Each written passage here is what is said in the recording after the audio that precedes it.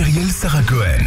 Bonjour à toutes et à tous et merci d'être avec nous sur Radio J pour une émission spéciale jusqu'à 16h30 en ce 18e jour de guerre en Israël. En première partie d'émission, mes invités aujourd'hui, Jean-Marie Montali, grand reporter, essayiste et réalisateur, auteur de Nous sommes les voix des morts, les derniers déportés témoignent aux éditions Cherche Midi.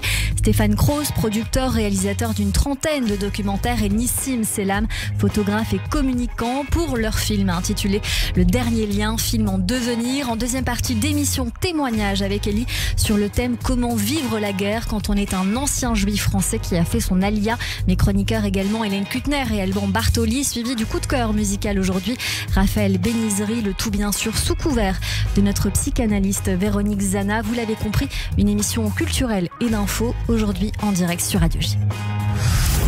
15h, 16h30, Cyrielle Sarah Cohen. Radio J. Bonjour Jean-Marie Montali. Bonjour. Bonjour Stéphane Kroos. Bonjour Cyrielle. Et bonjour Nissim Selam. Bonjour Cyrielle. Merci beaucoup d'être mes invités aujourd'hui. Alors bien sûr, on va longuement s'attarder sur votre actualité commune. Un film, comme je l'ai dit, en devenir, intitulé Le Dernier Lien, mais aussi et d'abord parce que le Proche-Orient connaît des jours sombres et que c'est aussi en rapport avec ce projet. Je ne peux que commencer par vous demander votre émotion et si vous me le permettez, je vais commencer par Nissim Selam, que je connais bien, qui habite en Israël. Vous étiez là pour la fête de Simchat Torah et vous n'êtes pas reparti. Justement, j'ai envie de savoir comment vous vivez ça aujourd'hui en étant ici avec cette vision sur ce qui se passe là-bas. C'est terrible. C'est vraiment terrible de voir les images premièrement. Et en fait, la chose qui m'a personnellement moi le plus frappé, c'est justement les films qu'on voyait sur Internet, les images des massacres. Et j'ai très vite compris par moi-même, sans qu'on me le dise, parce qu'après ça a été dit, que c'était un jeu psychologique, qu'il fallait pas regarder les images. Mais la chose qui a été tout de suite le plus frappante, qui m'a le plus abattu, ça a été justement de voir l'horreur dans le détail, l'horreur filmée, l'horreur presque mise en scène. Et ça, c'est terrible. Voilà. C'est terrible parce que là, on se rend compte que c'est pas un film. Non, alors que d'habitude, ces images-là, on les met dans des documentaires pour rappeler le passé. Et là, aujourd'hui, on se rend compte que c'est la réalité. Je vous ai en face de moi, Jean-Marie Montali. Vous êtes un grand journaliste, grand reporter. Vous avez été sur le terrain plus d'une fois. Vous avez beaucoup de livres à votre actif et aussi de documentaires. J'ai envie de vous faire intervenir sur votre émotion d'une part, mais aussi parce que je sais que vous avez écrit pour Tribune Juive et vous dites notamment que le Hamas aujourd'hui déshonore la cause palestinienne. Évidemment. Alors d'abord sur l'émotion, je pense qu'on a tous été traumatisés par ce qui s'est passé, profondément bouleversés, parce que il ne s'agit pas d'un acte de guerre, il s'agit d'une attaque terroriste islamiste qui a été minutieusement préparée pendant des mois, où il ne s'agissait pas d'attaquer des objectifs militaires, mais de massacrer des civils. Et il y a une chose qu'on n'a peut-être pas assez relevée, en tout cas pas dit, on a dit que beaucoup de femmes ont été tuées et beaucoup d'enfants ont été tués. Quand on tue des femmes enceintes, ou quand on tue des femmes, quand on tue des enfants, il y a vraiment une volonté d'exterminer, d'éradiquer, parce qu'on tue l'avenir. Et c'est exactement ce qui s'est passé. Cette opération terroriste a été organisée pendant des mois pour tuer des femmes, des enfants et des civils. Il y a vraiment là une volonté d'éradication. C'est peut-être ça qui nous fait un petit peu un rappel avec l'histoire. Il faut faire attention aux mots qu'on utilise. Je ne sais pas s'il y a un rapport avec la Shoah, mais en tout cas, il y a un rapport très net avec les pogroms.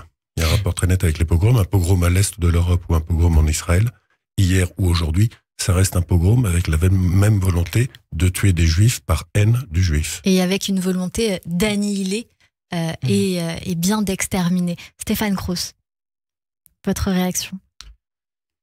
Moi, ma réaction, elle est double. Elle est, bien sûr, d'un point de vue personnel, j'ai été très touché comme tout être humain, quelle que soit sa confession, quelle que soit son origine.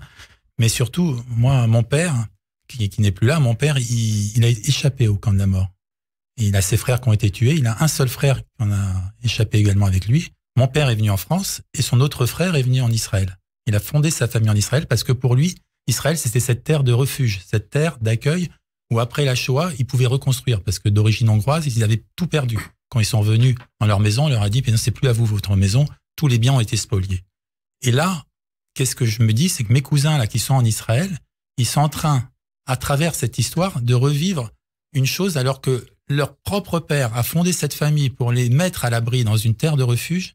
Et aujourd'hui, c'est pas une guerre, même si on emploie le mot guerre, mais c'est un véritable massacre puisqu'on a tué de façon... Alors je sais que beaucoup de survivants n'aiment pas comparer avec le régime nazi, mais n'empêche que ça a été une volonté de tuer des civils de façon pratiquement similaire à nos souvenirs de ce qui s'est passé à la Shoah. Dans cette émission, d'habitude, on commence par le début, toujours le début. On va essayer de respecter cette règle aujourd'hui pour essayer de vous connaître aussi au-delà de ce que vous faites. Ma première question s'adresse à tous les trois. On ne va pas pouvoir faire un parcours de vie, mais j'ai envie de le faire avec la manière dont vous vous êtes rencontrés, où vos chemins se sont croisés. Je pense que Nissim Selam, vous avez envie d'en parler. Et je vous demande juste un tout petit peu de prendre le micro vers vous, si ça ne vous dérange pas, pour qu'on vous entende davantage. En fait, ça s'est fait... ce sont les gros avantages de Facebook et d'Instagram. J'ai connu Jean-Marie par Facebook. J'ai vu son travail, on s'est ajouté, on s'est parlé. Et puis un jour, il m'a envoyé un message, il m'a dit « Je viens en Israël, j'ai un projet de livre. D'interviewer les survivants de la Shoah. Est-ce que ça t'intéresse de venir, de me rejoindre ?» Et j'ai dit oui. Et en fait, on s'est rencontrés à Haïfa pour la première fois. Et tout de suite, j'ai quasiment pris dans mes bras, en fait, dès la première fois. Et en fait, tout de suite, on a accroché et on est devenus amis comme ça. Nissim, j'ai envie quand même de parler de votre parcours un petit peu plus profondément, parce que je pense que c'est un petit peu la base, le départ qui va faire comprendre comment on a cheminé et comment vous avez cheminé ensemble. Je vous connais un petit peu, donc je me permets. Vous avez grandi dans un milieu orthodoxe, juif. Vous avez consacré votre enfance et votre adolescence à l'étude. Et puis, vous avez eu envie de vous éloigner un petit peu, de partir en Israël et vous tourner vers les métiers de la communication et de la publicité. En tant que directeur artistique, vous avez travaillé pour des grandes agences. Et en 2013, votre vie, elle a pris un tournant. Et j'aimerais vraiment que vous l'expliquiez à nos auditeurs, parce que votre travail, il est très félicité. On vous connaît en tant que photographe, notamment par le fait que vous ayez photographié beaucoup de survivants de la Shoah. Mais j'ai envie que vous nous racontiez cette démarche et ce qui en a découlé. En fait, moi, à la base, l'idée, elle était d'aller rencontrer un seul survivant.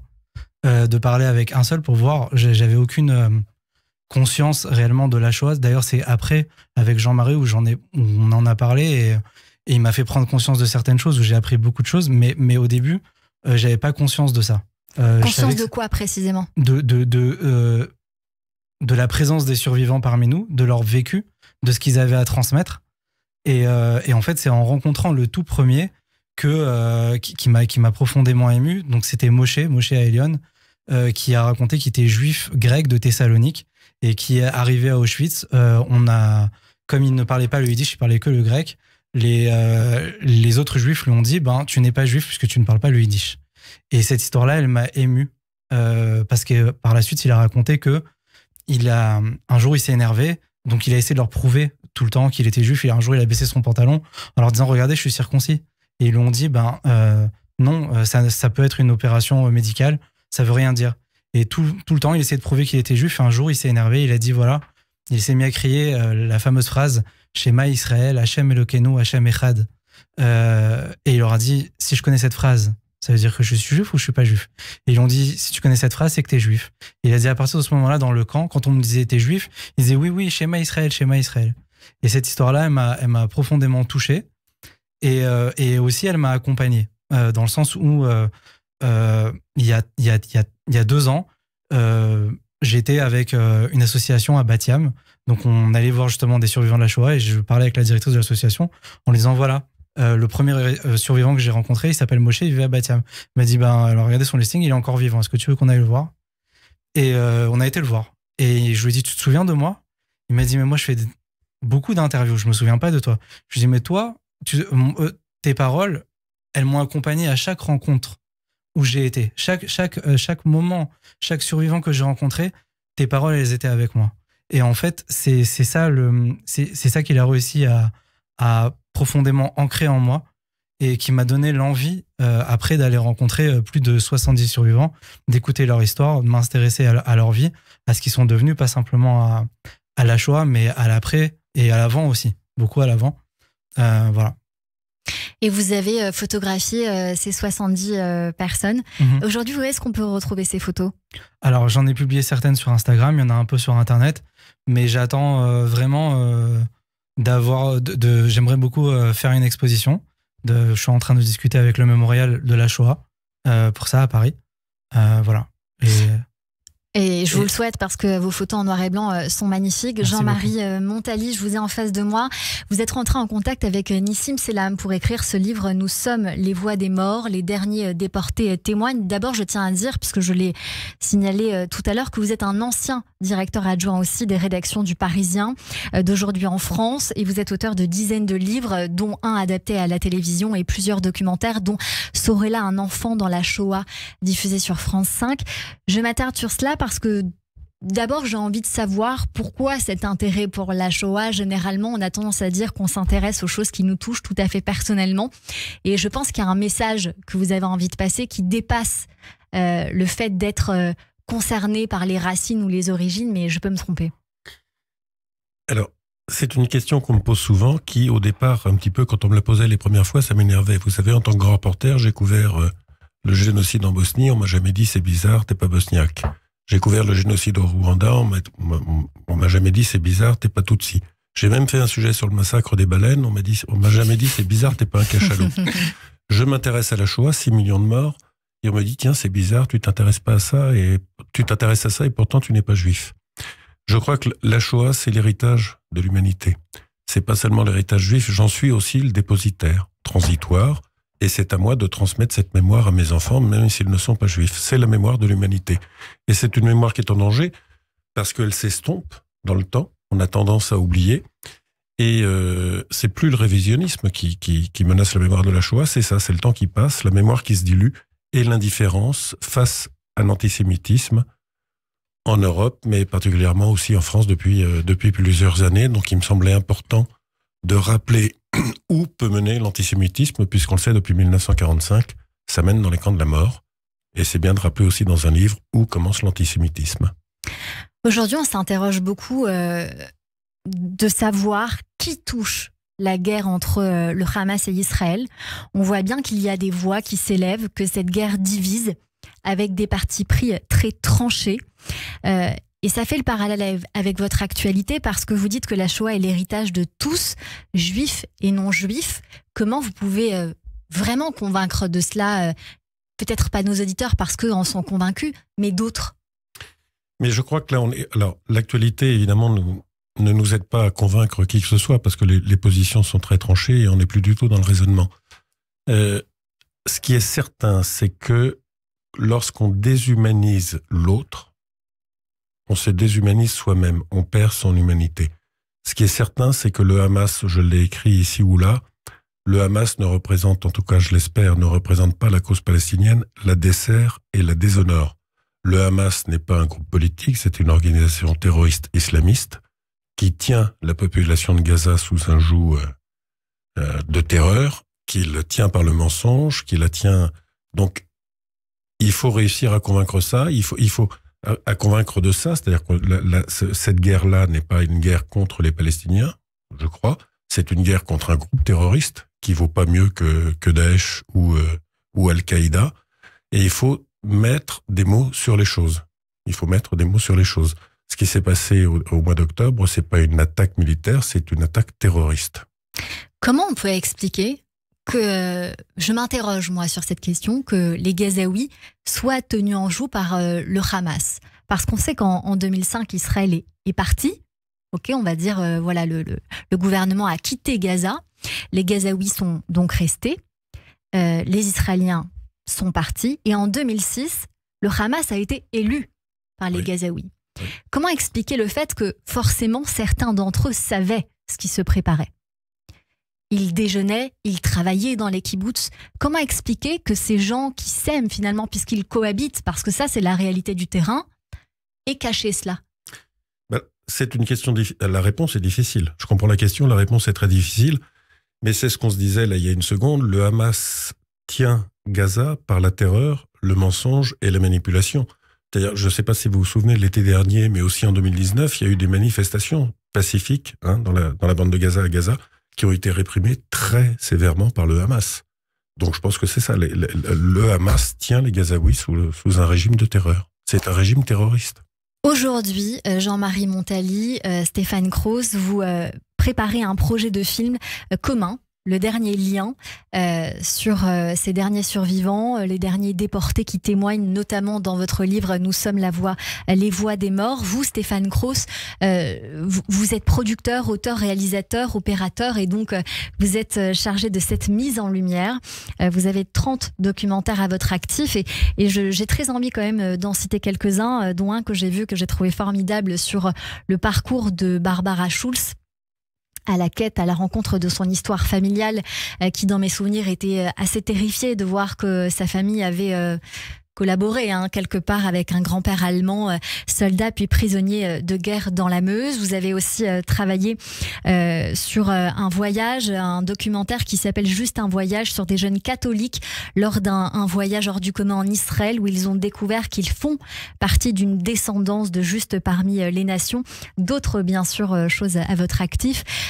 Aujourd'hui, mettre ce film en lumière, est-ce que c'est important de faire parler les derniers survivants et peut-être même, puisque c'est le cas, il y a un dernier survivant rescapé de la Shoah qui a échappé aux attaques terroristes du Hamas ces derniers jours.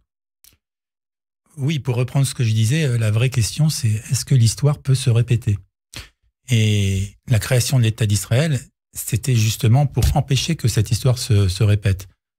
Aujourd'hui, le projet qu'on a ensemble avec Nissim et Jean-Marie, Le Dernier Lien, c'était un projet pour recueillir la toute dernière parole, parce qu'à chaque fois on dit c'est les derniers, mais là c'est vraiment les derniers. C'est ce que disait aussi Nissim. Il me dit là, si je fais pas ce travail, on sera plus les derniers témoins, puisque ce sera plus en direct, on passera encore par un intermédiaire, et c'est la toute dernière fois. Le travail de Jean-Marie est magnifique sur le livre, mais vous savez qu'on est dans une civilisation, une société d'images. Et je pensais, voilà, et c'est pour ça qu'on voulait mettre en œuvre ce projet, que recueillir leurs paroles et leurs images, ça avait aussi une valeur, ce qu'a fait aussi Spielberg avec sa fondation, ça avait une valeur de preuve. Et malheureusement, ce qui vient de se passer renforce ça. Parce qu'il y a des cas, il y a un monsieur qui s'appelle Yakov Weissman, qui a été caché, qui est d'origine polonaise pendant la Shoah, qui a été caché en France. Alors il était très jeune, il avait 4-5 ans. Et aujourd'hui, il a été attaqué dans son village en Israël. Il est parti en Israël pour refonder une famille, pour protéger tout ça, et il se fait lui-même attaquer. On a repéré d'autres personnes aussi qui ont malheureusement eu leur famille décimée pendant les attaques du Hamas, alors que ce sont des survivants de la Shoah. Donc imaginez ce que ces personnes sont en train de revivre aujourd'hui, et témoigner de ça, pour nous, c'est un devoir de mémoire pour pouvoir dire aux jeunes générations et à toutes les personnes qui sont autour de cette problématique, que oui, ça peut se reproduire et qu'il faut être très vigilant. C'était l'idée de départ. Aujourd'hui, bien sûr, il y a l'importance du devoir de mémoire sur la Shoah, mais qu'est-ce qu'on peut apprendre aujourd'hui du fait que ça recommence? C'est-à-dire, qu'est-ce qu'on peut garder comme... Est-ce qu'il y a un message dans tout ça, au-delà du fait de savoir que, visiblement, cette volonté d'extermination revient? Est-ce qu'il y a une leçon pour vous? Alors, la leçon... je ne sais pas si l'histoire se répète, mais en tout cas, je pense que quand les hommes tolèrent que des atrocités, mais permettent plutôt que des atrocités se perpétuent, et c'est pour ça qu'il faut être très vigilant, ça peut faire répéter l'histoire. Et c'est pour ça qu'il faut, dès le départ, arrêter quand on voit qu'il y a un mouvement comme le Hamas, ou quand il y a une idéologie, moi je dirais nazie, mais une idéologie anti-juive qui prend la place d'un point de vue de force. Il ne faut pas laisser gangréner cette idéologie parce que ça peut aller très vite.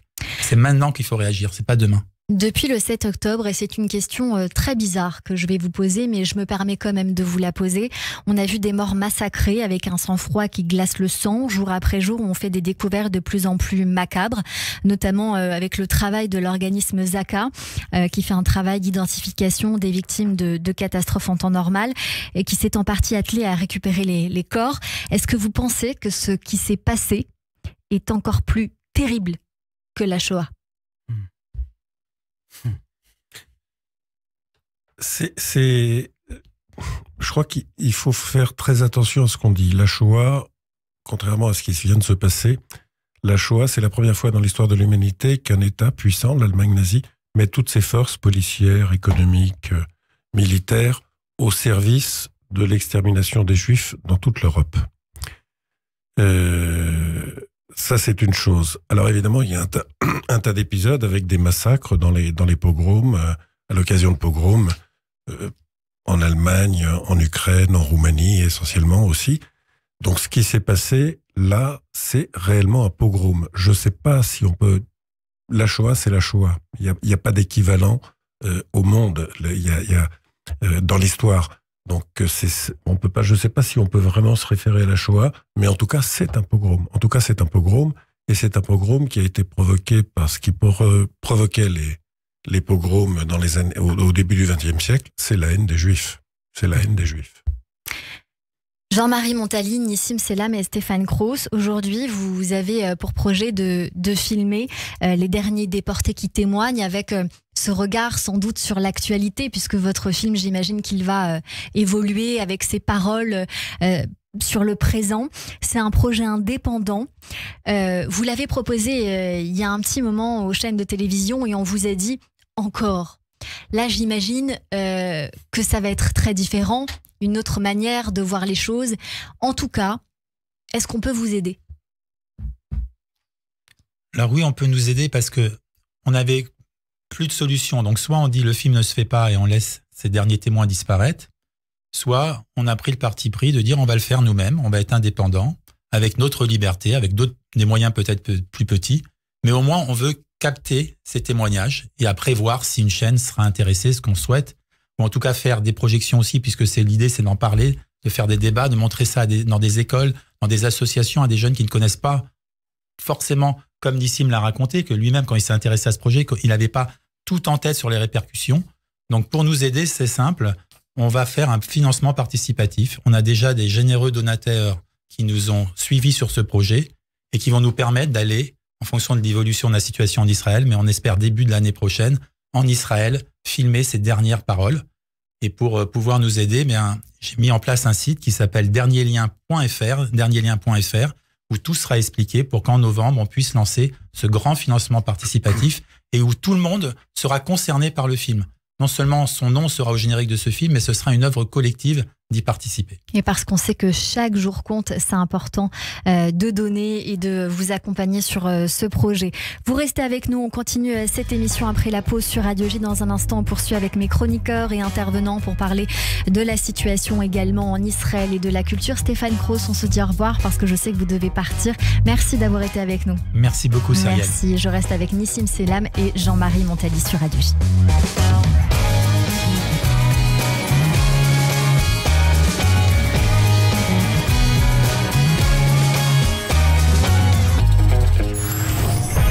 16h30, Cyrielle Sarah Cohen. Radio J.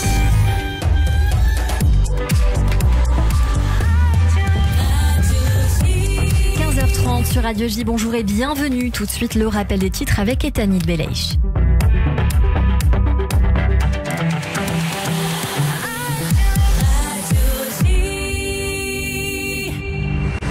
Bonjour Cyrielle, bonjour à tous. Au 18e jour de guerre en Israël, le chef d'état-major des forces de défense de Tsahal, Herzi Halevi, affirme être prêt pour une invasion terrestre de Gaza, mais admet que cette offensive est retardée par des considérations stratégiques. Il rappelle que l'objectif de l'intervention est d'amener le Hamas à un état de démantèlement total. C'est la visite du jour en Israël. Le président Emmanuel Macron est arrivé ce matin à Tel Aviv pour exprimer la pleine solidarité de la France à l'État hébreu.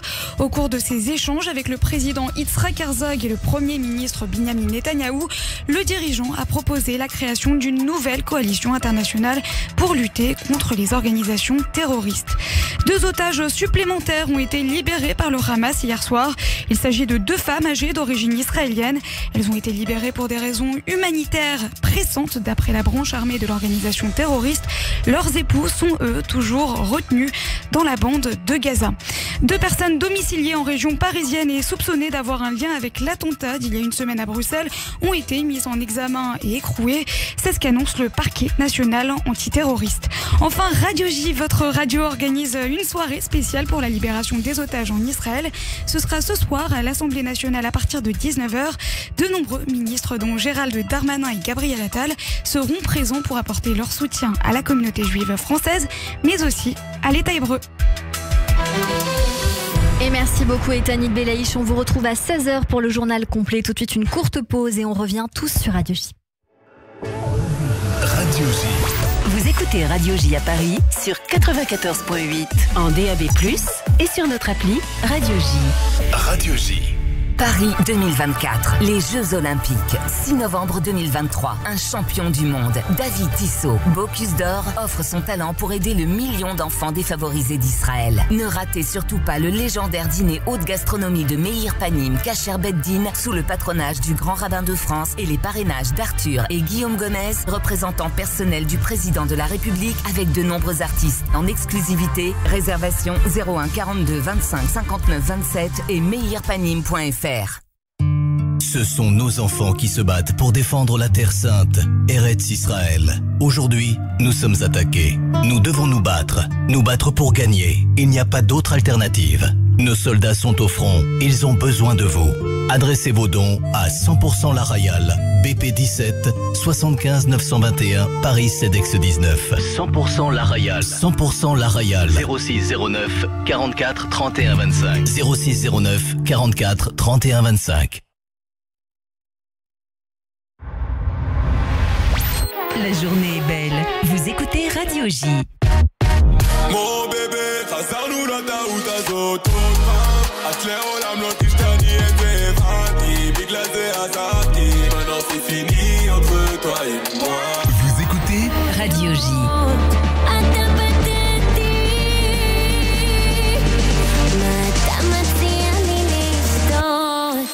Ça, c'est uniquement sur Radio J.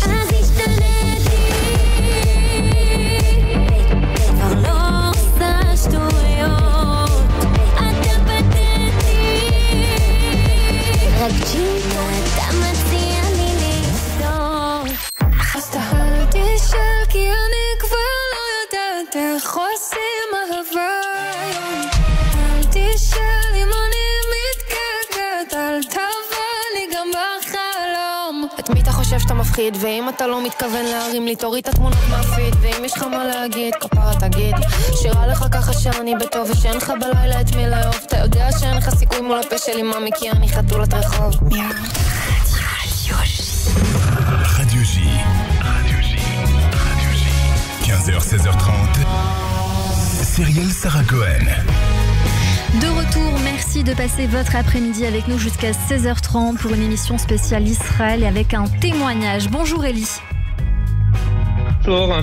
Bonjour, merci beaucoup d'être en visio avec nous aujourd'hui. On s'est contacté via Instagram, hein, comme quoi la magie des réseaux sociaux parfois fait des bonnes choses et vous vouliez témoigner sur la manière dont vous vivez cette guerre. Je rappelle quand même, hein, à titre informatif, que vous êtes en Israël depuis 10 ans, vous avez une 50aine d'années, vous êtes parti avec votre femme et vos enfants et vous dites qu'on a franchi un cap pour vous avec ce 7 octobre. Tout à fait. On a franchi un cap parce que bon, c'est pas la première attaque, agression qu'on subit du Hamas, que ce soit sous Ketan ou que ce soit les autres opérations qu'ils ont tenté de lancer contre Israël et contre les Juifs. Donc, on a toujours, on va dire, plus ou moins bien vécu ces opérations. Là, on voit qu'il y a véritablement eu une volonté supplémentaire et différente qui prend lieu. Et là, on est vraiment sur une société qui est en train de réagir complètement différemment et à mon avis même à l'inverse que ce que eux pouvaient penser et qui nous fait dire que vraiment on s'attend à vivre l'histoire en fait. Tout à l'heure vous parliez, j'étais en train d'écouter ce que vous parliez sur la Shoah et tous les rescapés, etc. C'était une partie de l'histoire du peuple juif. Là, je pense qu'on est en train de vivre une seconde partie de l'histoire du peuple juif avec une transformation de la société israélienne. Bien entendu, aujourd'hui, ce qui régit davantage la société israélienne, c'est un très gros point d'interrogation, qui a eu aussi bien suite à tous événements, comment est-ce que ça a pu arriver, etc., etc.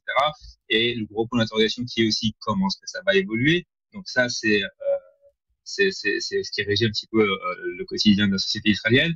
Mais on a aussi une transformation et on le voit très très clairement. Il y a 3 semaines de ça, on voyait sur les routes un clivage politique gauche-droite avec pour contre Bibi, etc., etc.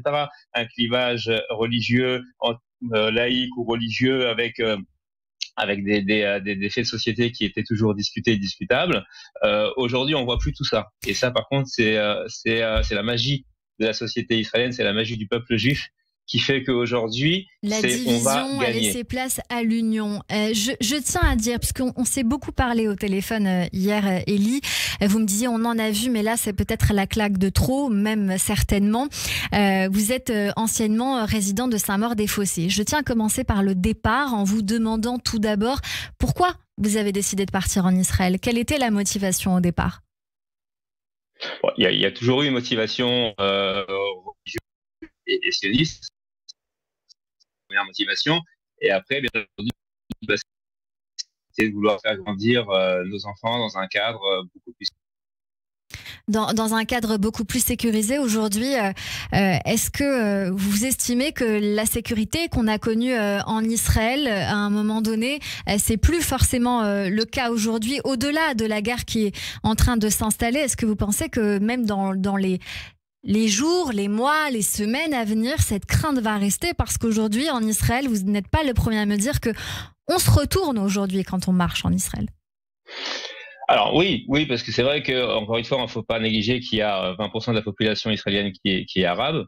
On va pas dire qu'aujourd'hui, que jusqu'à présent, on vivait avec sans trop se soucier, parce qu'on n'a jamais eu confiance, on n'en a jamais vraiment eu à 100% confiance. On l'a bien vu dans les dernières opérations aussi. La société arabe israélienne s'est révoltée. On a vu des heurts qui se sont passés dans le nord, dans les Haïfa, etc. et tout, à Yafo. On avait eu aussi quelques villes qui sont particulièrement peuplées par les Arabes, se sont un petit peu révoltés donc en interne, et ça a été une nouveauté. Et aujourd'hui, c'est vrai que il y a un phénomène qui est encore récent et qui est nouveau, et j'espère qu'il sera très très vite endigué, qui est peut-être la traîne de quelques terroristes qui se seront infiltrés le jour du 7 octobre et sur lesquels on a encore cette incertitude de savoir si oui ou non ils ont été complètement éradiqués ou pas. Cette certitude-là, personne aujourd'hui peut nous la donner, ni le gouvernement, ni l'armée, ni qui que ce soit. Donc, on espère qu'après-guerre, cette incertitude sera passée et que là, entre guillemets, on pourra retrouver cette tranquillité, quoi. Elie, une question. Est-ce que vous avez songé, ne serait-ce qu'une seconde, à rentrer en France? Non. Pas du tout. Ok, non, mais ça permet d'éteindre pas mal de choses. Non, il y a un proverbe qui dit, je crois, c'est les gras qui cuisent les navires quand il prend l'eau, un truc comme ça. Donc là, le navire a pris un peu d'eau, mais non, on est là, on est bien interné. Alors, c'est sûr que des fois, on peut on peut pas parce que notre vie est ici maintenant. Tout est fait ici. Donc voilà. Donc on peut pas véritablement se retourner, et puis on n'en a pas envie. Dire pour nous, même si on adore la France, on n'a pas quitté la France. On est venu en Israël.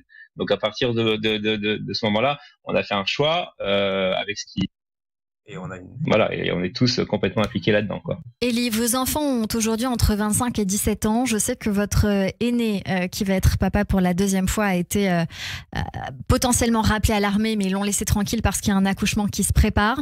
Et je veux surtout vous faire réagir par rapport à la politique. Le président français Emmanuel Macron est en Israël en ce moment où l'on parle. Il a présenté les condoléances de la France. Il a assuré partager cette terrible épreuve, dire que vous êtes Israël et la France des démocraties contre des terroristes. Il a indiqué que le premier objectif est la libération des otages et même proposé une coalition régionale et internationale pour lutter contre les groupes terroristes qui nous menacent tous.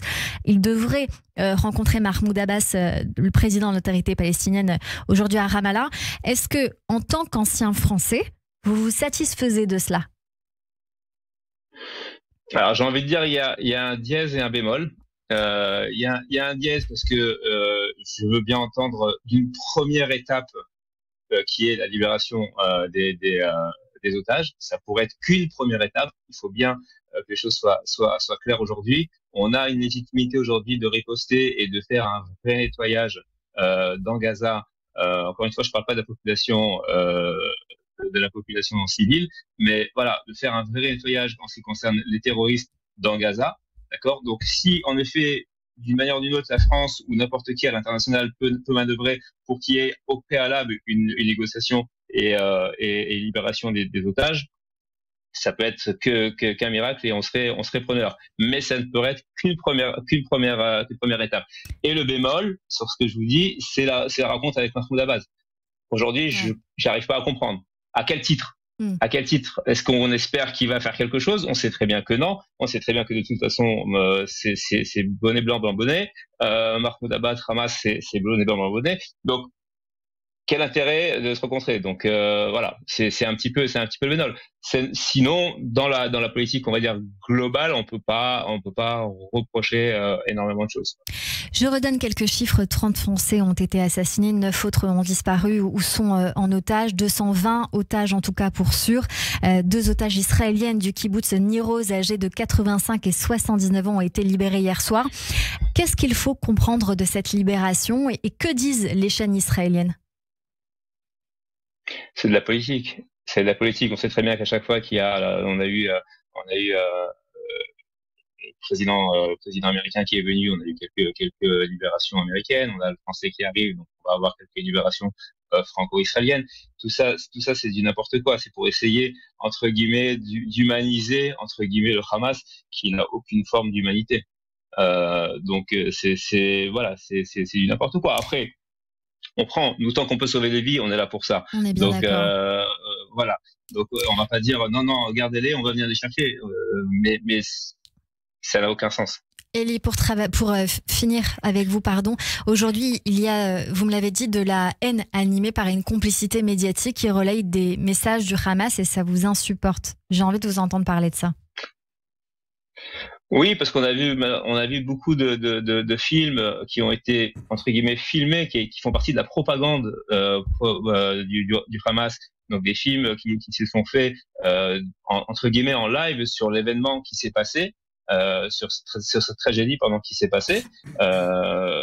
Et ces films sont reliés. Alors, qu'ils soient vus par la presse, qu'ils soient vus par des gouvernements, qu'ils soient vus par des gens influençants, et qui ont la parole pour parler de ce qui s'est vraiment passé, d'accord, parce qu'il faut que le monde sache, on est d'accord. Et malheureusement, entendre, c'est pas comme voir. D'accord. Maintenant, il y a aussi ce deuxième effet que veut le Hamas, c'est de terroriser par des images, ok, et dire regardez de quoi on est capable, donc essayer de faire en sorte que les gens aient peur, des peurs d'eux, et on doit nous éviter ça. C'est pour ça que je pense qu'il devrait y avoir un tri sélectif, en tout cas en fonction des médias. Il y a certains médias qui vont se faire un plaisir de les diffuser. Alors laissons-les faire. De toute façon, on pourra pas y couper. On va pas maîtriser la presse. Mais en tout cas, en ce qui concerne les médias, on va dire à connotation juive, je pense qu'il y a aussi, il y aurait, que ce soit sur le net ou que ce soit télévision ou radio, à mon avis, quelque chose d'intéressant à sanctionner, enfin à couper tout ça. Voilà. Une dernière question de Jean-Marie Montali pour vous, qui est grand reporter, essayiste et réalisateur. Bonjour. Plus qu'une question, c'est une réaction au début de votre intervention. Quand vous parliez de votre départ en Israël, vous avez eu cette phrase dite sur un ton très naturel, comme si tout ça était normal et que ça coulait de source. Vous êtes dit « Je suis parti en Israël parce que je voulais offrir un environnement sécurisé à mes enfants ». Je trouve ça bouleversant parce que je comprends que pour un juif français, on ne se sent pas en sécurité en France. Moi qui suis français non juif, je trouve ça bouleversant. Et ça rejoint un petit peu ce qu'on se disait au début de l'émission, c'est que l'antisémitisme, ça devient un combat vraiment très urgent et que cette indifférence du plus grand nombre face à l'antisémitisme, c'est la porte ouverte à l'arbitraire. Rien de ce qui se passe aujourd'hui ne pourrait se faire sans le silence du plus grand nombre. Et le silence des gens qui assistent aux actes antisémites, mais depuis l'agression d'enfants dans une école maternelle à Toulouse, en passant en passant par Madame Halimi, Madame Knoll, etc., rien de tout cela n'aurait pu se faire si le plus grand nombre avait dit « ça suffit ». Et je suis désolé que vous ayez dit cette phrase qui me touche beaucoup en tant que Français non juif. Je suis désolé que vous ne vous sentiez pas en sécurité et que des Juifs ne se sentent pas en sécurité en France. Merci beaucoup pour cette réaction, Jean-Marie Montali. Élie. Alors, si je peux me permettre juste de répondre, j'ai aussi dit quelque chose qui est complémentaire et qui était bien de dire que j'ai pas quitté la France, je suis monté en Israël. Oui. Donc voilà, c'est-à-dire que entre guillemets, j'ai peu ou pas de choses à reprocher à la France dans le sens où c'est pas non plus on nous a pas mis dehors et voilà, c'est pas, à mon avis, c'est pas la terre où les Juifs sont le plus à plaindre en France, d'accord. Sinon je pense qu'ils seraient beaucoup moins nombreux quand même malgré tout, mais c'est vrai qu'il y avait aussi c'est surtout cette envie de monter en Israël qui fait que voilà, mais cette touche en effet sécuritaire a été très importante dans notre décision. Pour terminer avec vous, Élie, je vous pose une question parce que nos auditeurs s'interrogent et beaucoup de gens autour de moi me disent en ce moment, je reste forte à parier que dans quelques temps, tous les Français ou de nombreux Français, juifs français, partent en Israël. Est-ce que vous y croyez et est-ce que malgré ce qui se passe, vous le recommanderiez ? Alors, est-ce que je le recommanderais ? Oui, clairement. Encore une fois. Alors, il y a deux idéaux. Il y a deux idéaux. Il y a l'idéal. Deux idéaux. Excusez-moi. Oui. Il y a des idéaux et il y a l'idéal religieux qui me fait dire, parce que je suis religieux pratiquant, qui me fait dire oui, j'aimerais bien que tout le monde soit réuni ici parce que c'est notre finalité et c'est notre but et ça fait 5000 ans qu'on y croit. Et après, on sait que en dehors de ce qu'on appelle nous la Géoula, c'est-à-dire de ce qu'on appelle nous la délivrance pour le peuple juif, Israël et les Juifs en Israël et les Israéliens ont besoin aussi des Juifs de diaspora, certains. Donc, vous voyez, il y a deux aspects. Donc, dans un cadre, on va dire idyllique, oui, je souhaite à tout le monde de venir et c'est vraiment notre destination. Après, il y a la réalité des choses et ça, c'est le bon Dieu qui nous fera faire la différence. Merci beaucoup, Élie, d'avoir témoigné sur Radio J. Merci mille fois. Culture à présent, c'est la chronique théâtre avec Hélène Kuttner pour nous parler de Demain, la liberté. Et mes acclamations, mon enthousiasme, viva notre bienfaiteur! Olé! Olé! Olé! Oui, un virement 180 degrés, mais je pense qu'il y a toujours des liens à trouver, vous allez le voir. Bonjour Hélène Kuttner. Bonjour Cyrielle, bonjour Jean-Marie Montali, bonjour Nissim Selam.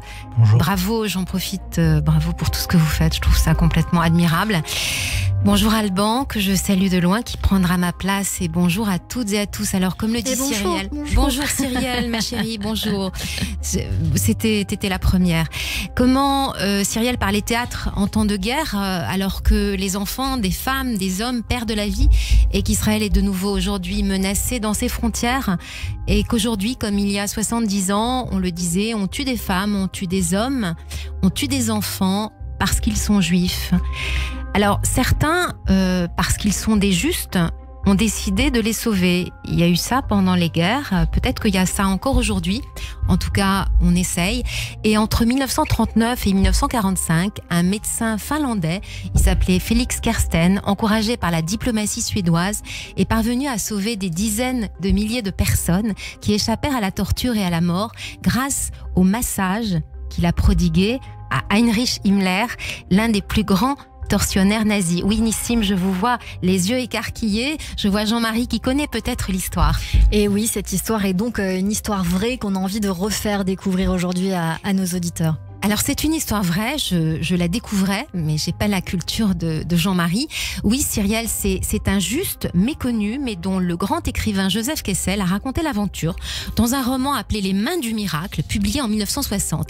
Et cette extraordinaire histoire est celle de la pièce qui s'appelle À demain la liberté, à demain, donc comme mes deux mains, et qui est jouée en ce moment au théâtre, au studio Héberto. Alors, il faut savoir que Heinrich Himmler, le maître absolu de la SS et ministre de l'Intérieur du Troisième Reich, souffrait de maux d'estomac abominables. Rien ne pouvait le soulager et seul Kersten, un thérapeute formé à la médecine chinoise, parvint à le soulager en le massant. En contrepartie de quoi ? avec une régularité infaillible, il a pu faire libérer des dizaines de milliers de condamnés à mort. Kersten était à l'origine allemand, il devient finlandais, il s'installe dans les années 1930 aux Pays-Bas et fin diplomate, il va progressivement gagner la confiance de Himmler et de son secrétaire, avoir accès à des listes, des centaines de listes et obtenir la libération de milliers de résistants, de femmes néerlandaises détenues dans le camp de Ravensbrück, sauver 2700 juifs qui vont être envoyés en Suisse. Et plus tard, il obtiendra même la non-exécution de l'ordre de Hitler de faire sauter tous les camps de concentration avec leurs prisonniers. C'est une histoire incroyable que vous nous racontez. Comment alors une telle histoire, j'ai envie de vous demander, Hélène Kuttner, est devenue une pièce de théâtre ? Eh bien, c'est grâce à un auteur qui est comédien, qui est le petit-fils de Paul Claudel et qui s'appelle Antoine Noël, qui s'est saisi de cette histoire et qui en a écrit une pièce totalement captivante. Nous sommes, Cyrielle, en 1939, dans le QG de Himmler à Berlin. Celui qui incarne le bon médecin, donc Antoine Noël, l'incarne, qui demande non pas des honoraires, mais des listes de prisonniers à libérer en guise de rémunération. Et sur le lit du malade, Philippe Bozo, un comédien, parvient en équilibriste à incarner le mal absolu, Himmler, tandis que Franck Laurin, qui campe son secrétaire Brandt, grâce auquel Kersten trouvera des complices pour redonner la vie à ceux qui étaient condamnés à mourir. On assiste à des dialogues terrifiants, teintés de manipulation, de dépendance, où la part de l'humain se colore tantôt d'horreur, tantôt d'humanité. La pièce porte aussi la lumière de son message, l'espoir que l'humanité puisse triompher. Et c'est ce que met en avant ce captivant spectacle, c'est que les formes de résistance inattendues parfois interviennent face à une idéologie dominée par la volonté d'extermination. Celui qui sauve une vie sauve l'humanité tout entière, dit le Talmud. Les trois comédiens remarquables nous offrent un thriller effrayant, fascinant à la fois, qui oppose perversité, humanité, obéissance militaire et liberté, folie destructrice et foi en la vie. Voilà un spectacle incontournable et nécessaire. Merci beaucoup Hélène Kuttner, ça s'appelle À deux mains la liberté et ça se joue au studio Héberto jusqu'au 31 décembre. Merci beaucoup. Tout de suite, c'est la chronique Flashback musical. Radio J. 15h, 16h30, Cyrielle Sarah Cohen.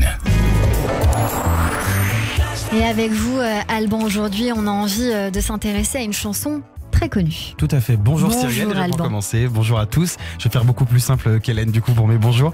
Comme chaque semaine, je vais vous parler de culture et aujourd'hui on va parler essentiellement musique avec une auteure, compositrice et interprète que vous connaissez sûrement puisqu'il s'agit de la chanteuse Barbara. Dans ses succès les plus notables, on compte évidemment L'Aigle Noir ou encore Dis quand reviendras-tu. Mais aujourd'hui, c'est à la chanson Göttingen que l'on va s'intéresser. On en entend un extrait. À Göttingen, pas de quai, pas de rengaine. Göttingen de Barbara est sortie en 1965, elle a été écrite et composée par l'artiste elle-même et c'est certainement le plus gros succès international de la chanteuse. Il était intéressant de se pencher sur l'histoire de cette chanson puisqu'elle est un peu le fruit du destin. On est en 1964, Barbara est encore peu connue et un soir où elle se produit dans le cabaret parisien L'Écluse, un directeur d'un théâtre de Göttingen en Allemagne entend parler de Barbara et enfin il entend chanter surtout, pardon, j'en perds mes mots, et il est subjugué par l'intensité de l'artiste et insiste alors pour l'inviter à venir chanter dans son théâtre. Barbara accepte, mais elle n'est pas très enthousiaste à l'idée de se produire en Allemagne car elle a été profondément marquée par son enfance à Paris où elle doit se cacher lors de la Seconde Guerre mondiale avec sa famille juive pour échapper à la Shoah pendant l'occupation de la France par les Allemands. Dès la première représentation, Barbara reçoit une véritable standing ovation de la part du public allemand et elle était très touchée par cet accueil et décide alors de prolonger son séjour à Göttingen une semaine de plus. Elle tombe alors amoureuse de la ville et décide de lui consacrer cette chanson qu'elle écrira dans les jardins du théâtre dans lequel elle se produit. C'est à ce moment précis que naît la chanson Göttingen, un hymne à la paix, à l'Allemagne et surtout à l'amitié franco-allemande. La mélodie de Göttingen est douce et mélancolique avec des accords de piano qui créent une atmosphère à la fois chaleureuse et nostalgique. La voix profonde de Barbara ajoute une dimension émotionnelle intense à la chanson, renforçant le sentiment de nostalgie et d'espoir. La chanson a été un grand succès en France et en Allemagne et elle reste un pilier du répertoire de Barbara. Elle incarne non seulement une époque mais aussi l'espoir et la possibilité de réconciliation même dans les moments les plus sombres de l'histoire. Elle rappelle que la beauté et l'émotion transcendent les barrières nationales et elle continue de toucher les cœurs des auditeurs du monde entier. Et forcément, la chanson elle a connu un tel succès Alban, qu'il me semble qu'elle a été reprise mais tellement de fois. Absolument Cyrielle, on compte aujourd'hui une multitude de reprises de Göttingen, alors de Lara Fabian à Patrick Bruel en passant par l'acteur Gérard Depardieu ou encore l'artiste montante de la nouvelle scène française Pomme. Ils ont tous été touchés par ce morceau de Barbara. On écoute l'extrait de Lara Fabian. Et lorsque sonnerait l'alarme, s'il fallait reprendre les armes, mon cœur verserait une larme pour Göttingen. Patrick Bruel également a testé cette chanson. On écoute. On est dans un autre registre, un petit peu plus c'est beau aussi, hein. Calme. Mais c'est bien joli tout de même. À Göttingen. Plus surprenant cette fois-ci, l'acteur Gérard Depardieu. Ah oui. Et puis notre bois de Vincennes. Mais Dieu, que les roses sont belles. À Göttingen. À Göttingen. Et puis la nouvelle artiste Pomme, avec une version un petit peu plus actuelle. Alors vous l'aurez compris, Göttingen de Barbara est bien plus qu'une simple chanson. C'est un témoignage de l'importance de la musique en tant que force unificatrice. Barbara a utilisé la musique pour construire des ponts entre la France et l'Allemagne, encourageant l'idée que la culture peut surmonter les frontières politiques. Elle restera un rappel poignant de la capacité de la musique à transcender les frontières et à toucher les cœurs de celui ou celle qui l'écoute. Merci beaucoup Alban Bartoli pour cette chronique, et j'ai envie de dire qu'il y a aussi une autre version particulièrement jolie, celle de Ali dans The Voice, qu'il avait très bien chanté. Peut-être qu'on aura le plaisir de l'écouter tout à l'heure. Merci mille fois Alban Bartoli pour cette chronique. Dans un instant, le coup de cœur du jour, Raphaël Benizri et notre experte Véronique Zana pour le mot de la fin avec nos invités. Vous restez avec nous sur Radio J. Tout de suite, une très courte pause et c'est le journal sur Radio J. Radio J. 15h, 16h30, Cyrielle Sarah Cohen. Radio J. Bonjour, c'est Lise Gutmann. Le 10-11, Lise Gutmann. Ravie de vous retrouver tous les matins au programme Judaïsme, divertissement, communauté. Radio J. Israël vit des moments dramatiques. Nous ressentons tous le besoin d'agir. Le Keren Hayesod, organisation officielle de collecte pour Israël, a créé un fonds d'urgence pour les victimes du terrorisme. Capable d'intervenir en 48 heures, il permet de répondre immédiatement à leurs besoins, tant sur le plan psychologique que matériel. Trop de vies ont été brisées. Aidons-les à se reconstruire. Faites votre don sur keren-hayesod.fr ou par chèque au 152 avenue de Malakoff, 75 116 Paris.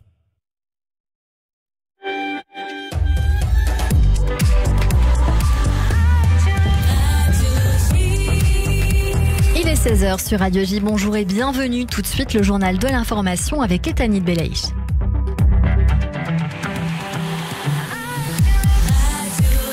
Bonjour Etanit. Bonjour Cyrielle, bonjour à tous. 18e jour de guerre en Israël et Tsahal affirme avoir frappé une cellule terroriste au Liban. L'armée israélienne affirme qu'il n'y a eu aucun blessé dans une frappe de missiles anti-chars lancée depuis le pays voisin dans une zone proche du kibboutz frontalier de Manara. Par ailleurs, elle indique que des avions militaires israéliens ont attaqué une cellule terroriste en territoire libanais près de la région de Hardov et détruit les armes utilisées par cette cellule. Le dernier bilan du ministère de la Santé israélien reste le même qu'hier. Plus de 1400 personnes sont mortes depuis le début de l'offensive du Hamas contre Israël. Le nombre de blessés s'élève lui toujours à plus de 5431 personnes blessées pour être plus précise en 18 jours de guerre. Le président français Emmanuel Macron est arrivé ce matin à Tel Aviv pour exprimer la pleine solidarité de la France à l'État hébreu. Le chef de l'État veut également appeler à la reprise d'un véritable processus de paix. Il a rencontré dans la matinée son homologue israélien Yitzhak Herzog, mais aussi le Premier ministre Binyamin Netanyahou. Emmanuel Macron a d'ailleurs fait une déclaration de presse à ses côtés en fin de matinée. Face au rappel des violences commises par l'organisation terroriste, le chef de l'État français a proposé la création d'une nouvelle coalition internationale. On l'écoute. Nous qui avons été frappés si durement par ces mêmes groupes, voulons vous dire une chose simple, vous n'êtes pas seuls. C'est pourquoi la France est prête à ce que la coalition internationale contre Daesh, dans le cadre de laquelle nous sommes engagés pour notre opération en Irak et en Syrie, puisse lutter aussi contre le Hamas. Je propose à nos partenaires internationaux que nous puissions bâtir une coalition régionale et internationale pour lutter contre les groupes terroristes qui nous menacent tous. Emmanuel Macron, le président français, plus tôt dans la journée en conférence de presse aux côtés du chef du gouvernement israélien. Emmanuel Macron qui doit également échanger avec le président de l'autorité palestinienne Mahmoud Abbas à Ramallah en fin de journée. 2 nouvelles otages ont été libérées par le Hamas hier soir. Les personnes relâchées sont 2 femmes âgées, souligne la branche armée de l'organisation terroriste. Elles ont été remises en liberté pour des raisons humanitaires pressantes. Le bureau du Premier ministre israélien a donné l'identité des 2 femmes de nationalité israélienne et originaire du kibbutz Nir Oz, Yocheved Lifshitz, 85 ans, et Nourit Cooper, 79 ans. Leurs époux sont toujours retenus dans la bande de Gaza, a précisé le bureau du chef de l'exécutif. Le bureau qui a précisé que le nombre d'otages retenus par le Hamas s'élevait à 220. Le chef d'état-major de Tsahal se dit prêt à une incursion dans la bande de Gaza. C'est ce qu'a déclaré le général Herzi Halevi il y a quelques minutes en point presse. Il admet toutefois que l'offensive terrestre de l'armée israélienne à Gaza est retardée par des considérations stratégiques. Le général Herzi Halevi qui rappelle que Tsahal, en plus de combattre le Hamas, combat également le Hezbollah sans relâche à la frontière libanaise. On l'écoute. Dans le nord du pays, sur la frontière libanaise, les forces de Tsahal sont prêtes et nous attaquons immédiatement toute patrouille et tout groupe du Hezbollah qui fait des tentatives de porter atteinte aux civils d'Israël ou aux soldats de Tsahal. Le Hezbollah est une organisation qui coopère depuis l'attaque assassine du Hamas et s'identifie ainsi à Daesh en se cachant derrière une soi-disant protection du Liban. Herzi Halevi, le chef d'état-major de Tsahal, en conférence de presse il y a quelques minutes, traduit par nos confrères d'I24. Enfin, Radio J organise une soirée spéciale pour la libération des otages en Israël. Ce sera ce soir à l'Assemblée nationale à partir de 19h. De nombreux ministres, dont Gérald Darmanin et Gabriel Attal, seront présents pour apporter leur soutien à la communauté juive française, mais aussi à l'État hébreu. Et merci beaucoup Etanit Belaïch. On vous retrouve demain évidemment sur Radio J à partir de 14h. Tout de suite une courte pause et on poursuit cette émission avec nos invités sur Radio J. Radio J. Réfoy, Serge et Nicolas Rafale. Radio J. Bonjour, c'est Serge. Bonjour, c'est Nicolas. On se retrouve tous les mardis de 21h à 22h sur Radio J. Au programme, médecine, chirurgie, bien-être et santé. Rendez-vous dans Réfoy avec les Rafales père et fils sur Radio J. Radio J. Radio J.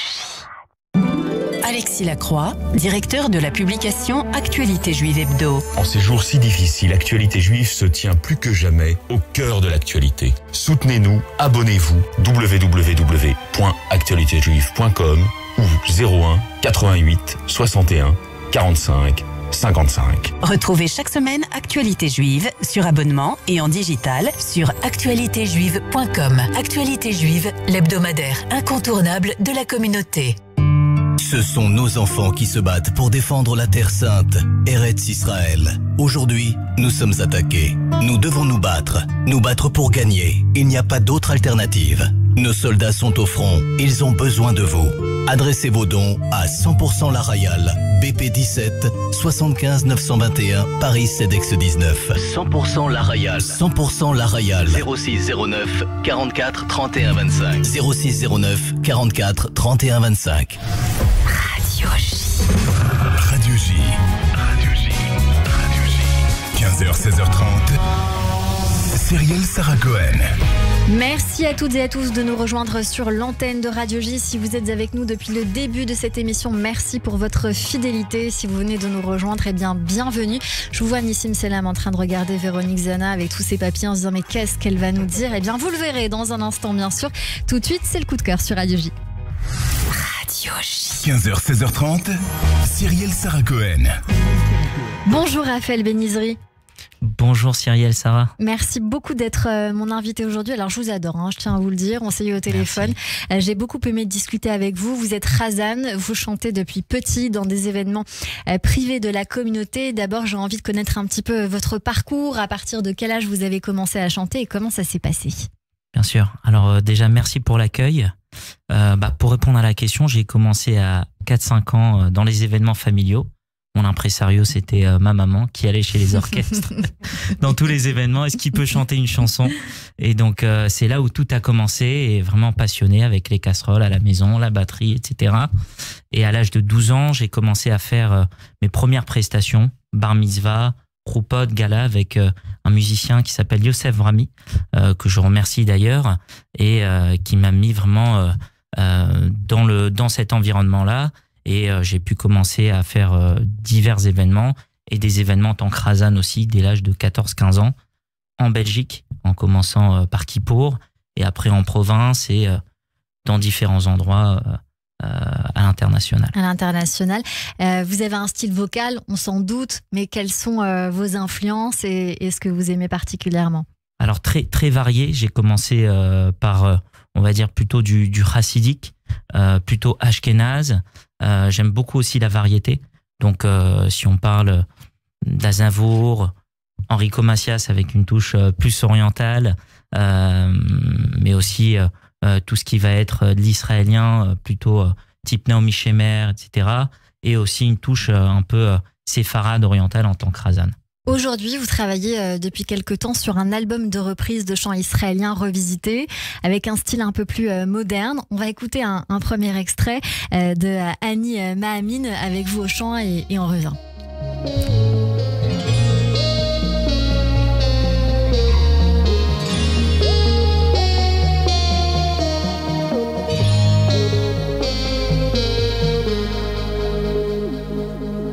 אני מאמין באמונה שלמה בביאה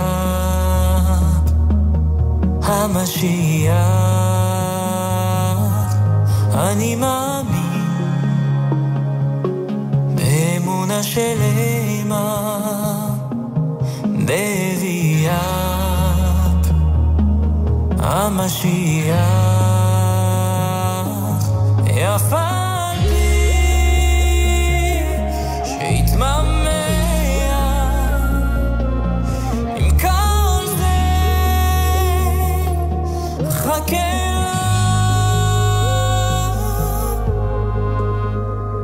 אני מאמין באמונה שלמה בביאה המשיח. אני מאמין באמונה שלמה בביאה המשיח. אף על פי שהתממע כל זה, חכה אף על פי שהתממע כל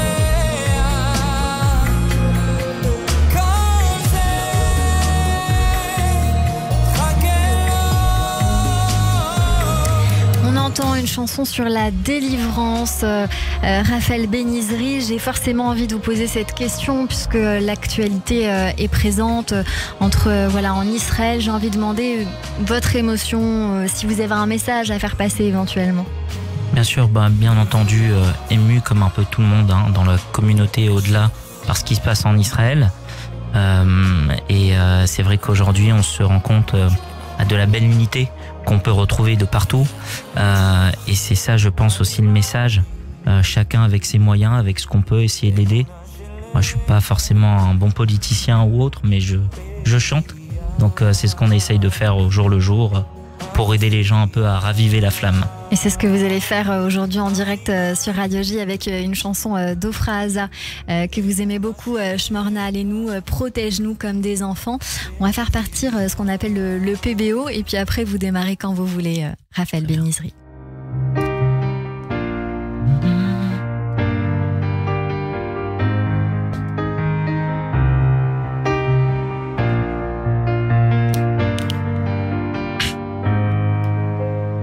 הוא היושב לו ושם המרומי, הוא הרופא כל חולי, הוא הנותן רוב שמחה לילדים, הוא העושה משפטי, הוא בשמיים והוא היחיד, הוא הגדול הנורא, הוא השומר עלינו מצרה. אלוה שמור עלינו כמו ילדים, שמור נא ואל תעזור, תן לנו אור ושמחת נעורים, תן לנו כוח עוד ועוד, שמור נא עלינו כמו ילדים, שמור נא ואל תעזור, תן לנו אור ושמחת נעורים, תן לנו גם לאור.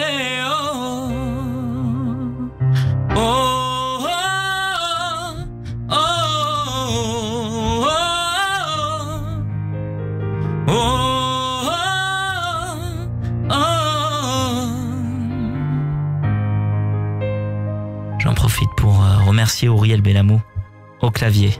Merci à lui, merci beaucoup de vous avoir aidé à créer ce PBO pour Radio J. Je tiens à dire que vous avez aussi une très grande expérience dans l'animation de mariages et d'événements à l'international, bien sûr en France, en Europe, en Israël, aux États-Unis, Canada, en Argentine. Et vous avez une collaboration actuelle avec Londres et le Canada. Vous avez collaboré dans divers projets musicaux. Pour ceux qui se disent, je connais bien cette voix, avec des groupes et artistes américains, dont la réalisation d'un titre commémoratif pour les victimes de l'attentat de Toulouse avec David Listos, si c'est bien comme ça qu'on prononce son nom de famille. Et puis en parallèle de votre carrière solo aujourd'hui, vous avez créé un groupe qui s'appelle Tenor Brothers avec 2 autres associés. Parlez-nous-en. Oui, alors c'est un projet qui a vu le jour il y a quelques mois avec une bande d'amis. On s'est retrouvés par hasard, les trois, où il y en avait un qui était un ami de longue date. On a grandi à la synagogue ensemble. Ça nous arrivait de faire des prestations et on s'est retrouvés les trois lors d'un événement et on a vu que l'alchimie passait très bien. Chacun avait sa voix complémentaire, son registre à apporter et ça apportait quelque chose d'unique pour un Shabbat, pour une prestation même en semaine. C'était vraiment une prestation, on va dire, atypique et ça a plutôt très bien marché depuis. On a pu faire beaucoup de Shabbat, que ce soit en France, mais aussi à l'international, à Londres entre autres, en Israël, bientôt aux États-Unis. Donc en quelques mois, il y a eu quand même un beau succès. Et donc on peut vous contacter pour cela. On va y venir dans un instant pour les contacts. J'en profite pour dire à nos auditeurs de noter. Vous travaillez aussi depuis quelques années sur un album original en autoproduction. C'est ce qui m'intéresse beaucoup d'évoquer avec vous aujourd'hui. Est-ce que vous cherchez éventuellement des auteurs? Dans quel style musical? Et comment Radio J peut vous donner un coup de main pour ceux qui nous écoutent? Ouais. Alors effectivement, ça fait quelques années que je travaille en partenariat avec des producteurs musicaux, mais aussi des compositeurs pour écrire des chansons. On a déjà des enregistrements qui ont été faits. Aujourd'hui, on reste à l'écoute de la part d'auteurs, de la part de producteurs aussi, surtout locaux, qui veulent produire l'album. Dans quel univers sera cet album? On s'imagine. Dans un univers plutôt israélien, mais plutôt style un peu variété, comme ce que vous écoutez un peu maintenant. Donc entre un peu l'ashkénaze, le séfarade avec on va dire une connotation un peu pop. Merci beaucoup d'être venu nous voir, Raphaël Benizri. Je vais donner vos réseaux sociaux. Raphaël, je crois que c'est le tiré-du-bas Benizri pour Instagram. Pour écouter toutes vos reprises, Raphaël Ben sur Spotify et sur YouTube, c'est Benizri avec que des i. Raphaël, voilà, merci beaucoup d'avoir été avec nous en coup de cœur sur Radio J. On écoute la fin de la chanson et puis on se retrouve pour le revoir. Merci beaucoup d'être venu nous voir. Un dernier mot sur Radio J. Merci, je vous remercie en tout cas pour ce bel accueil et je remercie également le producteur musical Effie Edelstein qui a réalisé qui a bien revisité ce titre Michou Oler Hiti de Ofra Raza. Merci pour lui.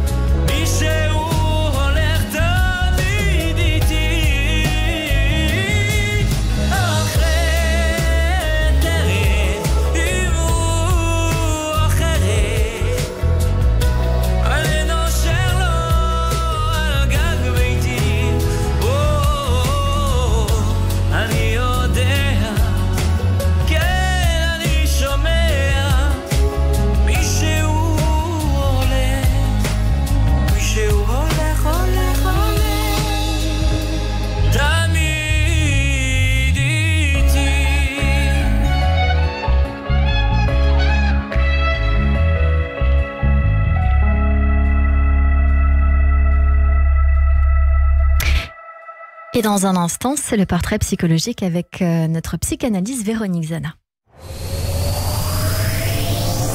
Radio J. Radio J. Le portrait psychologique.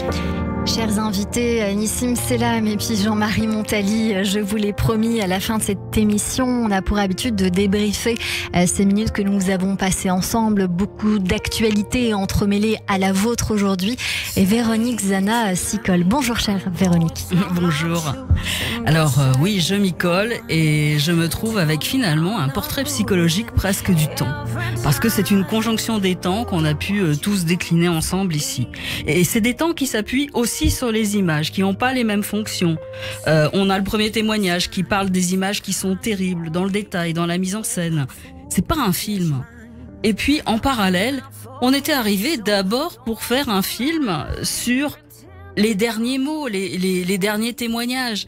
Et on se retrouve finalement rattrapé avec le passé qui vient s'inscrire dans le présent et dans le futur, un futur antérieur, mais complètement différent. Alors, vient se mettre là-dedans cette terreur. On tue l'avenir en tuant des enfants, en tuant des femmes, en tuant des civils. Alors, quoi faire ? Comment répondre à ces images par un autre film ? Un autre film qui viendrait témoigner et relancer la transmission. Parce que là aussi, on voit qu'au niveau de la mémoire, c'est pas acquis. Et ce témoignage qui, pour moi, a été très fort, de cette histoire racontée par cet homme à qui on dit « Tu n'es pas juif, tu ne parles pas yiddish ». Alors, encore devoir reprouver les choses encore et encore avec le schéma Israël. Alors, la parole, la transmission, on voit à quel point aussi les mots sont importants. Parce qu'on vient dire, le silence, c'est la porte ouverte à quelque chose qui ne se dit pas, il n'y a pas de soutien, et on a besoin d'entendre les mots. Et d'ailleurs, les chants qu'on a entendus tout à l'heure viennent nous ramener, nous rallier, remettre du corps, et finalement même aller encore plus loin que les mots. Et ce corps, avec cette anecdote des massages qui a été donnée tout à l'heure, est-ce qu'on peut pas y trouver quelque chose là qui vient nous sortir de la barbarie ? Parce que c'est un peu tout ça qu'on vient de raconter. Cette répétition qui fait que on n'en sort pas et que cette mémoire, mais où est-ce qu'elle est passée pour quand on vient présenter un film sur la Shoah, on vous dit encore, mais on en a assez entendu parler. Eh bien non, la répétition a aussi son utilité. Il faut redire et redire ce qu'il se passe, ce qui s'est passé et comment ça vient à nouveau s'incrémenter dans le temps présent. Alors voilà, pour ce portrait psychologique, qui est peut-être celui du temps, de la mémoire, de la transmission, où finalement on ne peut pas se contenter de ne rien faire. Alors, qu'est-ce qu'on peut peut-être envisager ? On peut peut-être envisager la douceur, parce qu'après tout, la douceur, c'est ce qui retourne les fractions traumatiques en une création. Et quoi de mieux qu'un film pour lutter contre l'anéantissement ? Et pourquoi pas se dire, créons une arche d'humanité, comme on peut ici avoir les témoignages des films, de la musique, et de ce qu'on essaye ensemble de créer une unité. Voilà. Merci beaucoup Véronique Zana. Est-ce que ça vous fait réagir Jean-Marie Montali ou Nissim Selam éventuellement ? Rapprochez-vous du micro. Moi je suis subjugué par ce que vous venez de dire. J'ai pas de mots. J'ai trouvé ça magnifique, vraiment.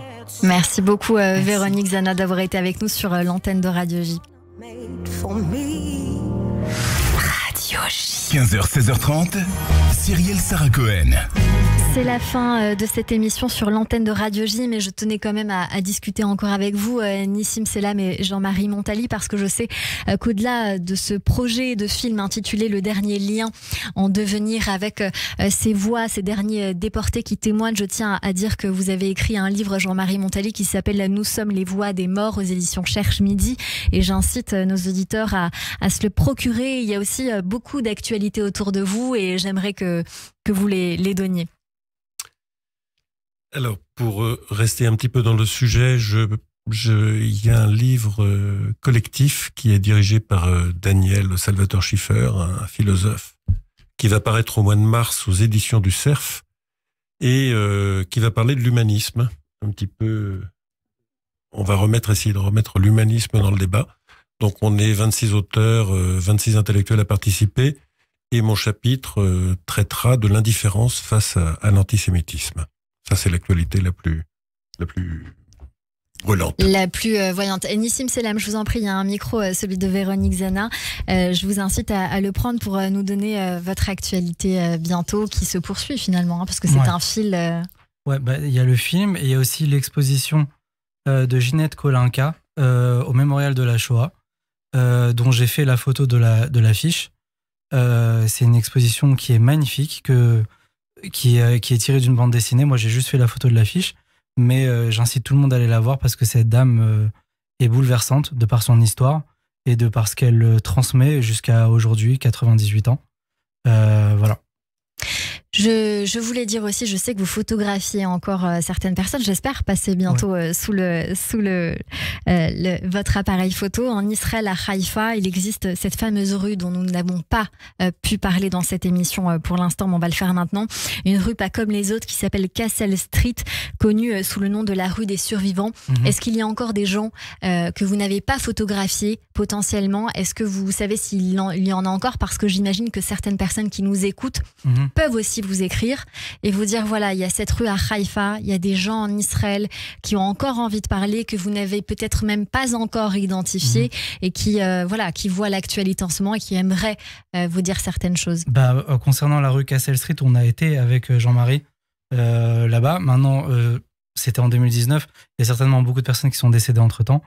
Est-ce que vous pensez les avoir tous identifiés? Non, bien sûr que non.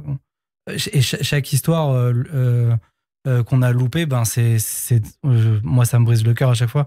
Je me dis, et ce monsieur-là, j'aurais pu le faire, et cette dame-là, elle aurait pu me raconter son histoire. Tiens, ça, c'est intéressant. La dernière fois, j'étais dans un petit village, justement à côté de Gaza, où j'ai été interviewé un monsieur qui m'a raconté son histoire. Et puis, à la fin de l'entretien, il m'a dit, tu sais, mon voisin, lui, ils l'ont sorti d'Auschwitz dans une casserole. Sa mère, elle l'a prise dans une casserole, elle l'a cachée et ils l'ont sorti du camp dans une casserole. Et en fait, je me suis dit, et je lui dis, donne-moi son numéro de téléphone. Il m'a dit, là, il se fait opérer, il est malade. Je pense qu'il est un peu fatigué, il pourra pas. Et justement, c'est quelque chose auquel je suis passé à côté et chaque personne à côté de qui je passe, je me dis, tiens, ça c'est dommage, j'aurais pu le raconter, j'aurais pu le photographier. Et justement, j'en profite pour dire que tant que vous êtes sur Paris et ensemble, les auditeurs qui nous écoutent peuvent vous écrire, éventuellement dire aux auditeurs où vous contacter via vos réseaux sociaux. Je vous laisse vous les donner, ou un mail, ou ce que vous voulez. Moi, c'est Nissim Selam sur Instagram. Vous m'écrivez et je vous réponds. Voilà, c'est dit. Jean-Marie Montali, éventuellement, vous laissez Nissim prendre le soin. Sur Instagram. Merci beaucoup Jean-Marie Montali. Puis le petit pitch de votre livre que je tiens à donner, de votre synopsis en tout cas de ce projet, avec des mots force de Primo Levi. Si c'est un homme, n'oubliez pas que cela fut. Non, ne l'oubliez pas. Gravez ces mots dans votre cœur, pensez-y chez vous, dans la rue, en vous couchant, en vous levant. Répétez-le à vos enfants, ou que votre maison s'écroule, que la maladie vous accable, que vos enfants se détournent de vous. Je tenais à dire ces mots. Merci beaucoup d'avoir été avec nous sur l'antenne de Radio J. Merci Cyrielle. C'est la fin de cette émission. Merci beaucoup Jean-Marie Montali. Merci d'avoir été notre invité.